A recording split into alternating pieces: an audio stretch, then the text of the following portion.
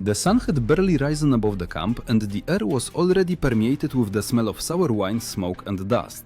Wooden balls clattered dully on the ground. Thousands of men ate in silence, as if before an execution. In these moments, not only the fate of the battle was being decided, the fate of the empire itself was being decided. But what exactly did they eat before the fight? What filled their bodies with strength capable of enduring 20-kilometer marches and close combat, where every second was a step towards death? Roman legionaries did not eat exquisitely. Their strength was born from simplicity. As Polybius wrote, the basis of their diet consisted of wheat, not boiled, not ground finely, but coarsely milled, almost raw. From it, soldiers made a thick porridge, mixing it with water and salt, and sometimes with vinegar. This drink was called posca, a thick sour mixture that a modern person would probably not be able to swallow without disgust. Posca, that was the name of this nourishing liquid, served them as breakfast, lunch, and dinner. It not only satiated, but also protected against thirst in the heat. In essence, it was an ancient energy drink rich in carbohydrates, which retained water in the body. Historians note that Romans believed the simpler the food, the clearer the mind. A legionary should not seek pleasure in food, only fuel for strength. Imagine, morning before the Battle of Cannae, a field covered in dust. More than 50,000 legionaries line up in ranks. Someone eats a flatbread made of coarse grain for the last time. Someone drinks the remnants of posca, feeling the viscous acid burn their tongue. The stomach is empty, but the body is ready for battle. In this harsh ritual, the strength of discipline, which became a weapon no less than a sword. Archaeological findings at Roman campsites confirm this diet. Traces of wheat, barley, domestic animal bones, charred grains. But meat is a rarity. On campaigns, it spoiled quickly. Only before the most important battles were warriors allowed a little dried bacon or lard to add strength. It was then that camp cauldrons began to smoke, not for taste, but for endurance. Sometimes soldiers cooked a thick stew, pulse. It was a simple mixture of grain, oil, and herbs. It resembled clay, but could be stored for several days. The historian Livy wrote that legionaries joked, "Pulse is our second shield." And indeed, this modest cauldron gave them energy for a 25-kilometer march with a load of more than 30 kilograms on their backs. The strength of a Roman soldier was born not in the forge, but in the cauldron. His muscles were nourished not by meat, but by grain and vinegar. His spirit was fueled by the thought that taste was not important, but endurance was. And when the sun rose above the horizon, and the signal trumpets called for formation, thousands of men, feeling the sour taste of posca on their lips, knew. Today they had to prove that even simple food could give the strength of gods. But before the sword was drawn, the body had to endure a march. And to endure, one needed to know how Rome prepared its soldiers for this extreme exertion. The road to battle began not with a shout of charge, but with a heavy step. Day after day the legions moved, like a living river of steel. Behind each man, no less than 30 kilograms of equipment, armor, helmet, gladius, pilum, meskit, cauldron, camp tools, and 3 days of dry rations. The Romans called this sarcina, a warrior's marching kit. It contained everything needed for life and death. This load pressed on their shoulders, chafed their skin, dug into their muscles. But no one complained, because sarcina was not just a burden. It was a symbol of independence. Each legionary carried his home, his kitchen, his weapon. Caesar wrote that only he who could carry the sarcina without complaint was worthy of being called a soldier. Modern military training programs hardly come close to this endurance.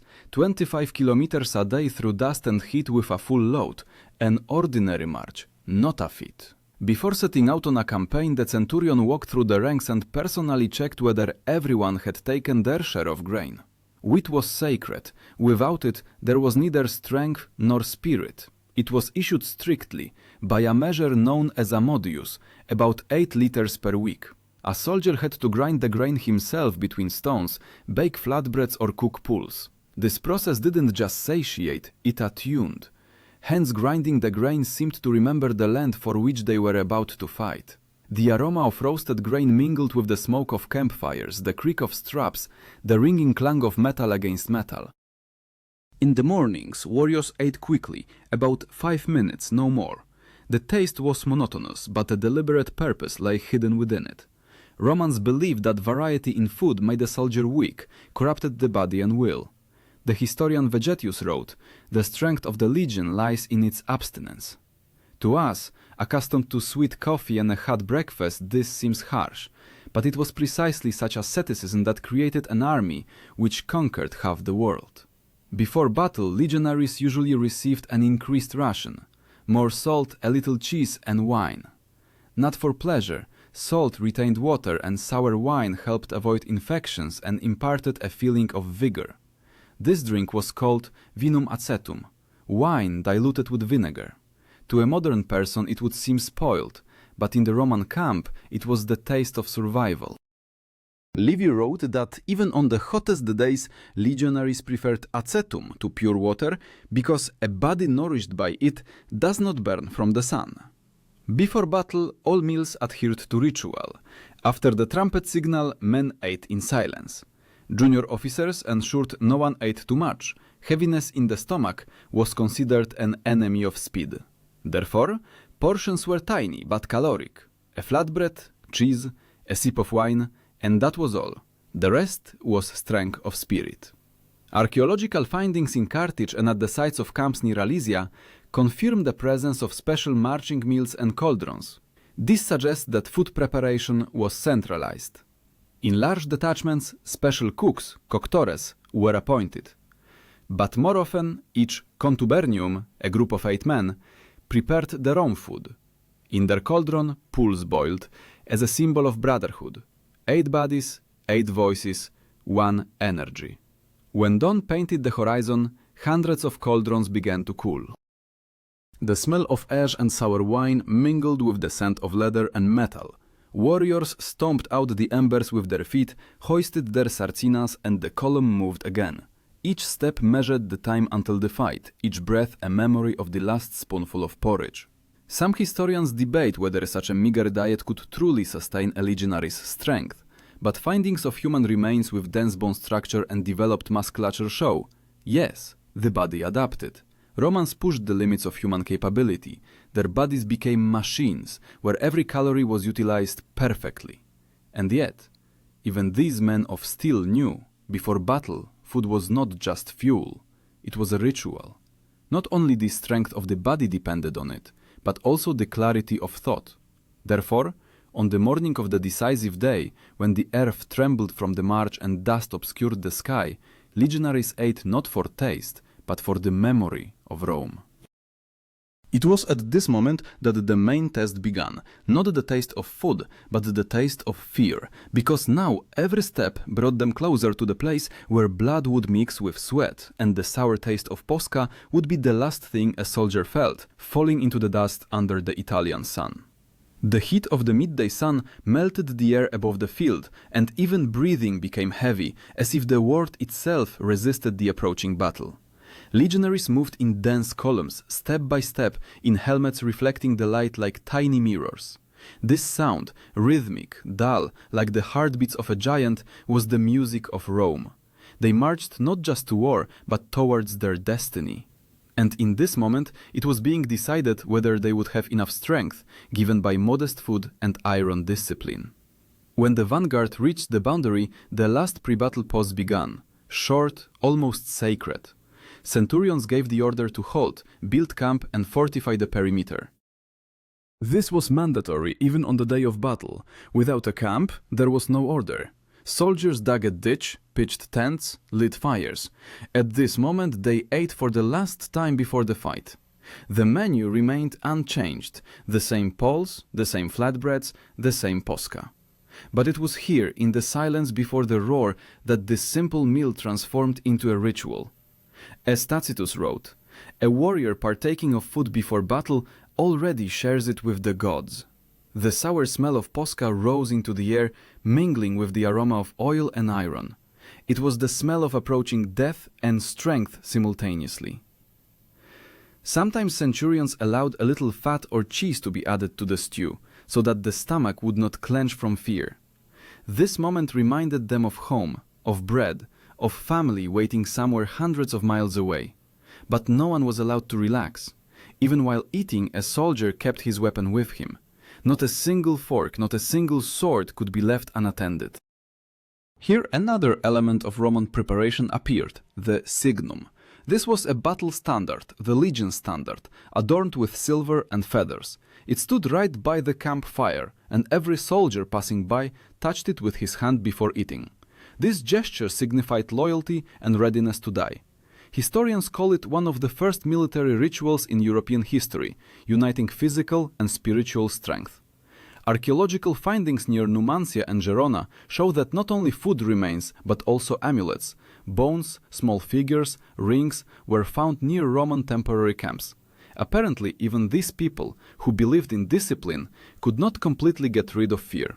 Each ate, keeping with them the memory of home and the hope that this day would not be their last. When the signal trumpets called for formation, warriors lined up by centuriae in 8 ranks. The sun reflected off the metal, blinding their eyes. The air trembled with tension. And then one man came to the forefront, the legate, commanding the legion. His speech was short, but every word seared hearts. He did not speak of glory, he spoke of duty, about how Rome tolerated no weakness. And somewhere deep down, beneath the fear and exhaustion, rage flared up. Just before the clash, warriors performed yet another ancient ritual. They doused their faces and hands with vinum acetum. It was believed that this cleansed the body and warded off evil spirits. In reality, the acid removed the smell of sweat and cooled the skin. But for the soldiers, it was not merely a means of hygiene. It was an act of purification before death. Polybius wrote that it was at this moment the legion transformed from a crowd of men into a single machine. No talking, no jokes, only a gaze forward and the quiet whistle of the wind between the spears. The dense formation called a manipulus moved forward like a link in a chain. Each knew his place. Every step was honed. And yet, despite the iron discipline, the bodies of these men remained human.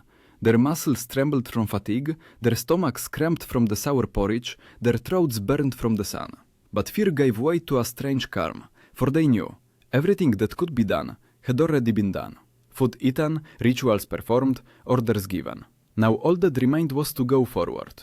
When the first trumpet signal sounded, the air seemed to explode. Shields rose, spears lowered. And then, he who had recently chewed a dry flatbread transformed into a part of an unstoppable machine.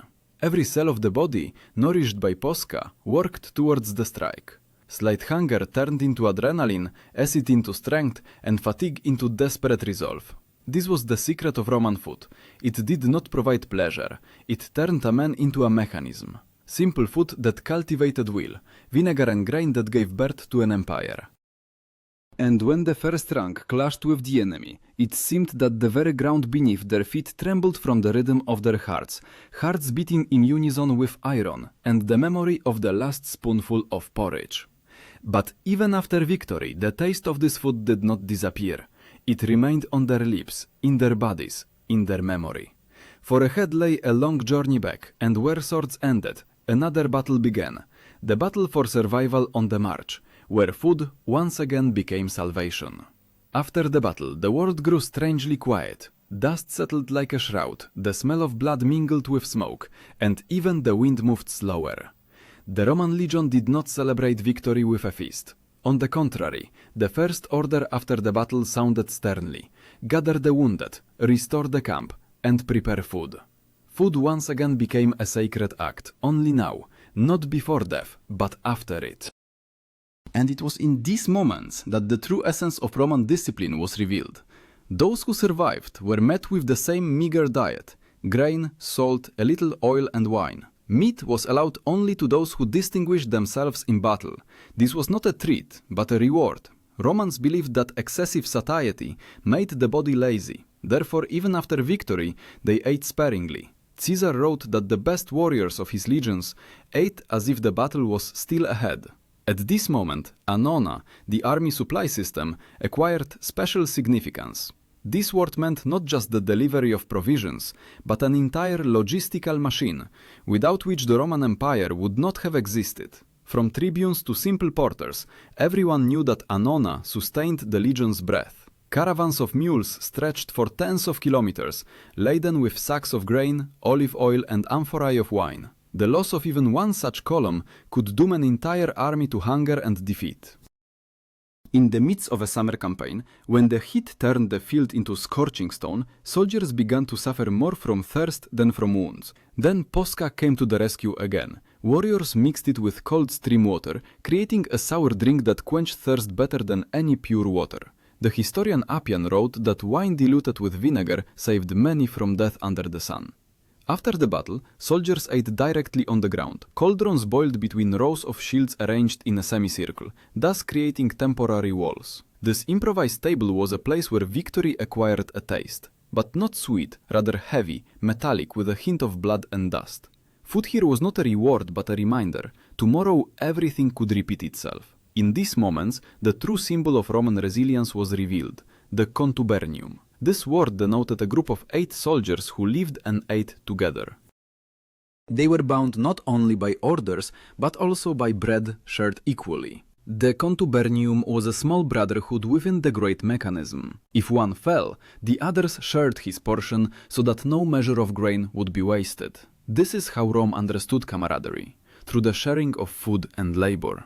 Archaeological findings in Britain and Gaul showed that even centuries later, legionaries followed this principle. Common hearths and stone querns were discovered at campsites from which it could be determined that every 8 men ground grain together. This simple routine united them more strongly than oaths, for behind every cauldron stood a life that depended on another. When night fell, the smell of smoke and bread rose over the camp. The faint glow from the embers reflected in the eyes of the tired warriors. They ate in silence, listening to the distant moans of the wounded. The taste of Posca was the same, but now it seemed different. In it there was a sense of gratitude for being alive. He who fought with a sword by day held a wooden spoon in his hands by evening, and this was a return to humanity. Tacitus wrote that a Roman soldier must be able to live the same way, in battle and in daily life. His strength was not only in his muscles, but also in his habit of order. Even the day after battle, the legion formed up again, cleaned its weapons, measured its share of grain. Life continued as if nothing had happened, and it was precisely in this cold constancy that Rome's invincibility was born. But sometimes victory did not bring peace. When a campaign dragged on and supplies ran out, soldiers were forced to seek food around them. They gathered wild herbs, caught birds, boiled roots. Polybius wrote that in need, Romans ate what the hand of man had not touched. And yet their spirit did not break. They said, "He who can eat pulse without salt can capture any fortress." Thus, day after day, the army moved forward, leaving behind scorched earth and the smell of ash. And every evening, the cauldron boiled again. Posca was poured again. Again, 8 men shared bread, as if sharing life. Their food was meager, but from this meagerness, greatness was born. For Rome was built not on gold, but on grains boiled in the dust of war. But it was precisely then, during long campaigns, that another side of this strength first manifested: exhaustion, which could destroy even a legion. And to endure, the Romans devised what would later be called the Diet of the Gods, a special way of eating before decisive campaigns. When war became endless and campaigns lasted for months, Roman commanders understood. A legionary's strength depended not only on his sword, but also on his food. It was then that a special preparation before major battles emerged, a regimen that historians would later call the Diet of the Gods. This was not a celebratory feast. On the contrary, it was a period of purification, where food became a test.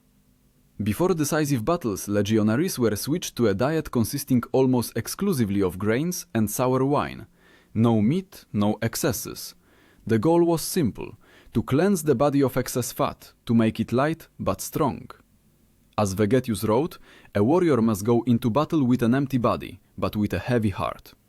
Vinegar and grain acted as fuel. Crude, simple, but reliable. Modern physiologists would confirm precisely such a diet, rich in slow-release carbohydrates, allows energy to be maintained during long marches. Centurions carefully monitored who ate what. Any attempt to secretly obtain meat was considered a sign of weakness. A transgressor could be deprived of part of his ration, or even punished with a whip. But most soldiers didn't even try. For them, food was an extension of discipline, part of an internal order where every piece of bread reminded them of their duty. Before the Battle of Alesia, about which Caesar himself wrote, legionaries ate only wheat and pulse for weeks. Supplies were on the verge of collapse, the enemy surrounded them, but the army's spirit did not waver. Warriors joked that a Roman can fight on an empty stomach if he has a handful of grain. This was not bravado, but reality. Simple food accustomed them to patience, turning them into people capable of enduring pain without a cry. It was then that the concept of panis militaris, military bread, also emerged. It was baked on embers, was hard as stone, and could be stored for weeks. They dipped it in acetum to soften it, and ate it right in formation. Essentially, it was the prototype of modern dry rations. Archaeologists found such flatbreads in Pompeii and Roman forts in Britain, greyish-brown with a baked crust and the smell of smoke. They survived centuries, as if a reminder of what fueled the empire's strength. A legionary's food was not only a physical, but also a spiritual tempering. Every piece of bread was a promise to oneself not to surrender. Every sip of sour wine was a reminder that life is short, and Rome is eternal. And when the army formed up in battle order at dawn, this internal energy was felt in every movement. At that moment, the Roman formation came alive. Steel helmets glinted under the sun. Shields closed ranks into a living wall. Warriors raised their pilla, and a quiet clang of metal ran through the ranks. This was not just a formation, it was a ritual of strength. The formation was called testudo, which in Latin means tortoise. Soldiers interlocked their shields over their heads and at their sides, forming an impenetrable dome. Inside it was dark, stuffy, smelling of sweat and iron, but no one flinched. And it was here that the true significance of their diet became apparent. Without a light stomach, without heavy food, such a formation simply would not have endured. Inside the testudo, one had to stand for hours without moving under a hail of arrows and stones. Fatigue from food could become deadly, therefore Romans ate in such a way as to be ready for this ordeal. Food and tactics merged into one, becoming a weapon. Tacitus noted that Roman armies could endure continuous operations longer than any opponents precisely because of their nutrition. Their energy did not depend on meat supplies or provisions from the market. They could march for weeks, subsisting on grains and salt. This made them unpredictable and invulnerable. On the night before battle, a special silence reigned in the camp. Warriors sat by the embers, breaking bread, moistening it with wine. Someone whispered prayers, someone sharpened a blade, and in this moment, between hunger and fear, between smoke and stars, what would later be called the Roman miracle was born. An absolute readiness for death, for the sake of duty. When the trumpets announced the beginning in the morning, legionaries rose, like a single organism. The pulse, eaten at night, gave energy. The sour wine, determination. Every step was precise, like the movement of a machine. And when the ranks closed into a testudo, enemies saw not people, but something more. A force fueled not by meat, but by will. Thus, the Roman diet, created out of necessity, transformed into a symbol of power. But after glory came a new stage, the return home, when warriors tasted ordinary food for the first time in months. And it was then that they realized that the taste of victory was not a feast at all, but a memory of simple grain that gave them immortality. Returning from a campaign was the strangest time for a legionary. The body was accustomed to deprivation, the stomach to meager food, and the soul to constant anxiety. And suddenly, the smell of fresh bread, olive oil, roasted meat, all of this seemed almost indecent after months of posca and pulse. In Rome, A triumph was held in honor of the victors. A procession along the sacred way, flowers, crowds, wine. But the soldiers themselves often felt revulsion towards abundance. They looked at the exquisite dishes and understood that true strength was not born here. Historians wrote that many veterans continued to eat in a campaign-like manner even at home. Simple wheat porridge, a little vinegar and salt. A habit transformed into a symbol of memory. Emperor Augustus, according to Suetonius, ate like a soldier, modestly and quickly, not allowing himself to become satiated. He said that satiety makes a person vulnerable. Food in Rome was more than a necessity. It was politics. The city was supplied with grain from Egypt and Africa. Annona became a sacred duty of the state. The empire rested on bread no less than on swords. But this bread always reminded the legionary of campaigns, of dust, of stones underfoot, of comrades with whom he shared the last measure of grain. Thus a Roman lived between two worlds, of feast and campaign, of abundance and need. And perhaps it was precisely in this contrast that the secret of Roman power lay, the ability to enjoy victory without forgetting the taste of hunger. For he who remembers what it is like to eat pulse without salt is not afraid to lose everything else.